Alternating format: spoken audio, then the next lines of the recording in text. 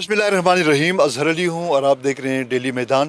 ناظرین، 11ویں قومی مالیاتی کمیشن ایوارڈ کے سلسلے میں آج اسلام آباد میں ایک اہم اجلاس ہونے والا ہے۔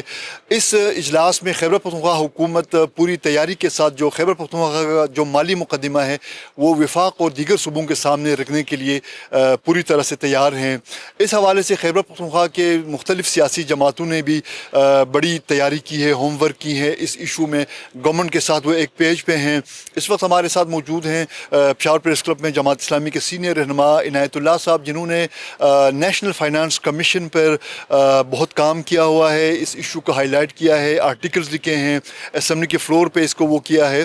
تو آج ہم ان سے جاننے کی کوشش کرتے ہیں کہ یہ NFC کے حوالے سے خیبر پختونخوا کا مقدمہ کیا ہے۔ 2018 میں مرجر ہوا خیبر پختونخوا کے اندر، قبائلی اضلاع کا مرجر کے بعد 5.5 ملین آبادی کے اندر اضافہ ہوا، رقبے میں اضافہ ہوا، قبائلی اضلاع کے ساتھ وعدے کیے گئی، اور اس کا جو امپیکٹ بنتا ہے کوئی 1300 ارب روپے جو ہے اس سے خیبر پختونخوا کو 2025 تک محروم کیا گیا ہے۔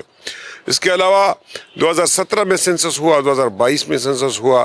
سینسس کی بنیاد پہ خیبر پختونخوا کی آبادی بڑھی اور خیبر پختونخوا کا حصہ بڑھا، اور وہ جو بڑا حصہ بڑھا وہ بھی خیبر پختونخوا کو نہیں دیا گیا۔ اس میں جو نیگلیجنس ہوئی ہے وہ یہ ہوئی ہے کہ خیبر پختونخوا حکومت اپنی اس کیس کو پیش نہیں کر سکی ہے، ایفیکٹولی پیش نہیں کر سکی، اس کے لیے مقدمہ نہیں لڑ سکی ہے۔ خیبر پختونخوا کا جو موجودہ حکومت ہے وہ 3 مرتبہ جو ہے الیکٹ ہوا ہے، لیکن وہ خیبر پختونخوا کے لوگوں کا مقدمہ لڑنے میں ناکام رہی ہے۔ اب اس مرحلے میں پھر ہم کیا توقع کر سکتے ہیں کہ وفاق میں گورنمنٹ بھی دوسری سیاسی جماعت کی ہے، ادھر ان کا بھی سیاسی اختلافات اپنی جگہ ہیں اور بہت زیادہ مالی مشکلات صوبے میں بہت زیادہ ہیں، تو ہم کیا کوئی بہتری کی امید ہم رکھ سکتے ہیں؟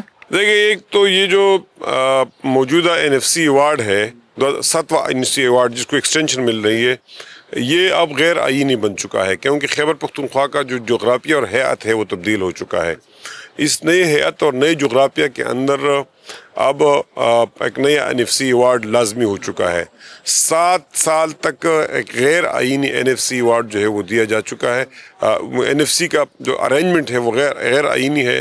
اس لیے میں سمجھتا ہوں کہ اگر موجودہ NFC اب ایوارڈ دینے میں ناکام ہوتی ہے تو یہ صوبے کی بھی بڑی ناکامی ہوگی اور وفاق کی بھی ناکامی۔ اچھا سر، کچھ سبجیکٹس کی بات کریں کہ جو صوبائی محکمے ہیں کہ وہ کہہ رہے ہیں کہ وفاق دوبارہ اپنے کنٹرول میں یہ لینا چاہتا ہے، تو جیسے تعلیم ہے، جیسے بہبود آبادی ہیں، تو اس حوالے سے جماعت اسلامی کا کیا موقف ہے؟ دیکھیے، ہم نے تو 28ویں آئینی ترمیم کی جو بات ہو رہی ہے، 27ویں نئی ترمیم پاس ہوئی، 26 کو ہم نے مسترد کر دیا ہے۔ ہم سمجھتے ہیں 18ویں ترمیم کو نہیں چڑھنا چاہیے۔ 11ویں قومی مالیاتی کمیشن ایوارڈ کے حوالے سے خیبر پختونخوا کی سیاسی جماعتوں اور ان کے رہنماؤں کے تحفظات اپنی جگہ، لیکن اس بار یہ امید کی جا سکتی ہے کہ صوبائی حکومت بہتر انداز میں اور مؤثر انداز میں صوبے کا مقدمہ وفاق اور دیگر صوبوں کے سامنے رکھ کر صوبے کے لیے زیادہ سے زیادہ مالی وسائل کے حصول میں کامیاب ہو سکے گی۔ کیمرہ مین اسد علی کے ساتھ اظہر علی کو اجازت دی، اللہ حافظ۔